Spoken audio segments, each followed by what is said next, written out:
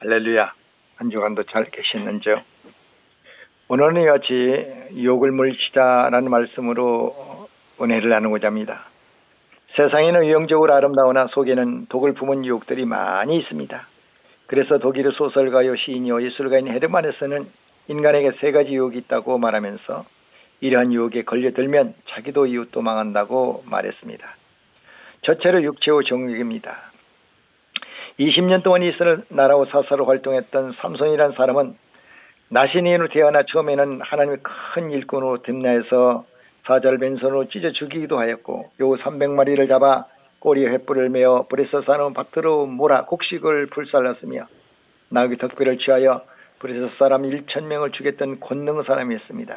그러나 후에 소래 골짜기에서 드릴라라는 기생의 유혹에 넘어가 머리에 삭도를 대고 저그 손에 체포되어 눈이 뽑혀 장님이 된 채 맷돌을 돌리는 천한 사람이 되고 말았습니다. 그 브레셋에서 방백들이 모두 모여 삼손을 잡은 축하연을 벌일 때 마지막으로 삼손은 하나님께 다시 한번 힘을 달라고 기도한 후 큰 극장의 대들보를 무너뜨려 극장에 있는 3,000명과 함께 죽어 최후 생명을 마친 것을 볼 수가 있습니다.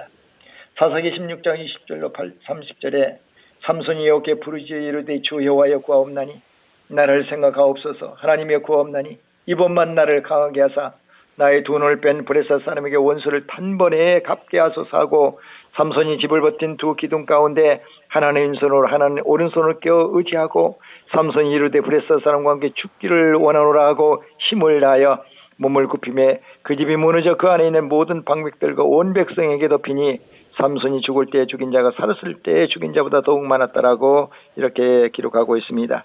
이처럼 삼손은 기생 드릴라의 유혹에 넘어가 실패하고 말았습니다. 우리는 육체의 정욕의 유혹에 넘어가지 말고 정욕의 마귀를 피해야 합니다.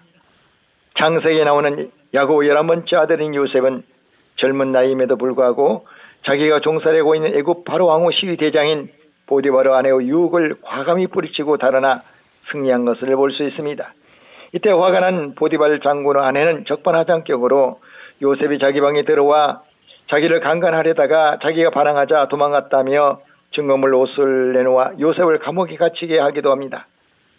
그러나 하나님은 요셉이 끝까지 육체의 절개와 신앙의 절개를 지켰으므로 후에 요셉으로 하여금 애국 총리 대신이 되게 하십니다. 한 가정의 총무가 강대국의 총리 대신이 된 것입니다. 이상 두 인물을 통해 우리는 많은 것을 배울 수 있습니다. 삼손은 처음에는 유대했으나 육체의 욕망의 유혹에 넘어가 비참한 말로를 남겼고 요셉은 처음은 불행했으나 끝까지 신앙의 절개와 육체의 절개를 지킴으로써 더 큰 사람이 되었음을 알 수가 있습니다. 성경 골로새 3장 5절 6절에 그러므로 땅에 있는 지체를 죽이라 곧 음란과 부정과 사욕과 악한 정욕과 탐심이니 탐심은 우성 성매니라 이것들로 말미암아 하나님 진노가 너에게 임하느니라고 잘 가르치고 있습니다. 이 땅에서 정욕의 마귀를 물리치고 요셉과 같이 승리하는 여러분과 내가 되기를 예수님을 축원드립니다. 둘째로 우쭐대는 교만입니다.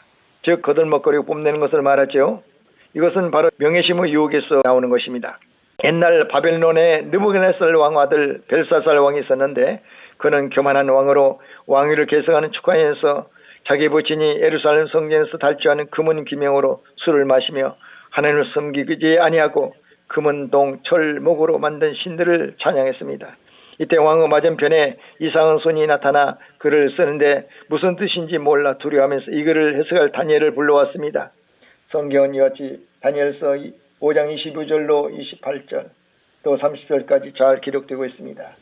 기록된 글자는 이것이 곧 메네메네 대결 우르바시입니다. 그 글을 해석하건대 하나님이 이미 왕의 나라를 시대를 세워서 그것을 끝나게 하셨다며 대결은 왕을 저울에 달아보니 부족함이 보였다며 베레스는 왕의 나라가 나누어서 메대와 바사 사람에게 준바되었다 합니다.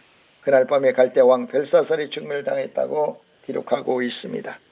왕 맞은편에 이상한 손이 나타나서 글을 쓰는데 무슨 뜻인지 몰라 두려워하면서 이 글을 해석한 다니엘을 불러와서 이렇게 해석합니다. 다니엘은 그 글에 대해 하나님께서 이미 왕의 시대를 끝나게 하셨고 왕이 저울에 달려 부족함이 되었다 하며 왕의 나라가 나누어서 메대와 바사 사람에게 준바되었다라고 말하자 그의 말대로 그날 밤 역시 벨사살 왕은 죽임을 당했고 메대 사람 다리오가 나라를 얻게 됨을 잘 가르쳐주고 있습니다.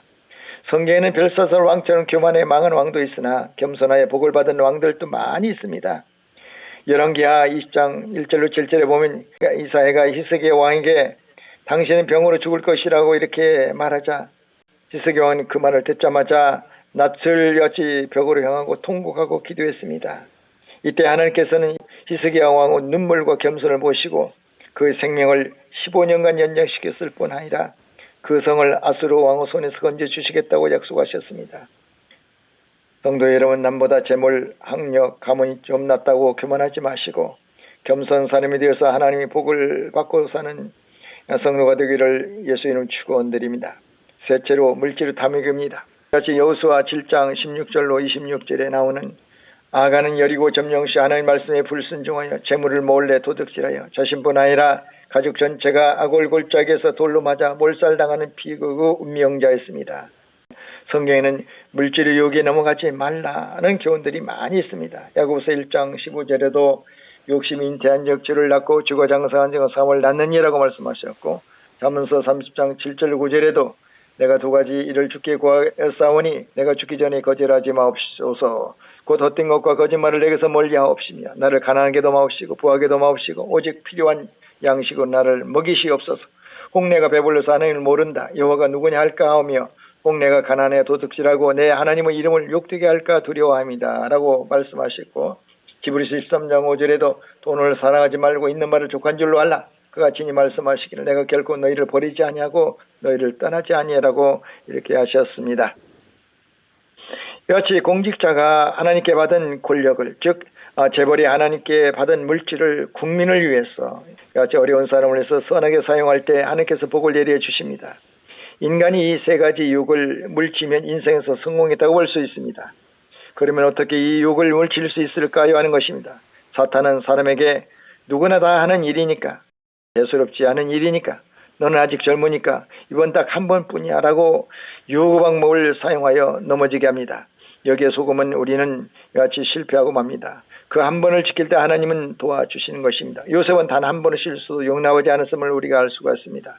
유혹을 물칠 수 있는 도구는 하나님의 약속의 말씀을 우리가 철저히 믿고 사는 것입니다. 에베소 4장 22절로 24절에 보면 너희는 유혹의 욕심을 따라 썩어져가는 고습을 따라 내 썩음을 벗어버리고 오직 너희 심령이 새롭게 되어 하나님을 따라 의와 진리의 거룩함으로 지으심을 받은 새 삶을 입으라고 말씀하셨습니다. 맞습니다. 하나님의 말씀을 우리가 철저히 깨닫고 믿고 실천하고 또 기도해야 되는 것입니다. 마태복음 26장 41절에도 우리 주님께서 말씀하시기를 이같이 시험에 들지 않게 깨어 기도하라. 마음에는 온이 육신이 약하다고 말씀하신 것을 볼 수가 있습니다. 주님께서 제자들에게 말씀하신 이 약속 말씀을 우리가 잘 깨닫고 말씀과 기도에 우리가 무장하고 나갈 때 이 모든 유혹에서 우리가 승리할 줄 믿습니다. 감사합니다.